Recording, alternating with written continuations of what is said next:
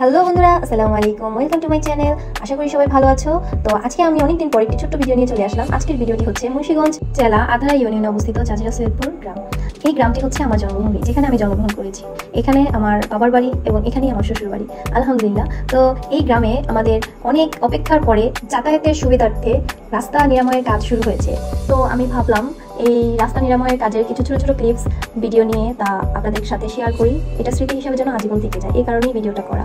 তো এখানে খুব সুন্দরভাবে কাজ ধাপে ধাপে এগিয়ে যাচ্ছে, দেখতে পাচ্ছেন। পুরোটা ভিডিও দেখবেন আশা করি, এবং যদি ভালো লাগে এবং আমাদের মুন্সিগঞ্জের কেউ যদি আমার এই ভিডিওটা দেখেন অবশ্যই শেয়ার করবেন, লাইক করবেন এবং কমেন্টস তো মাস্ট বি, ওকে।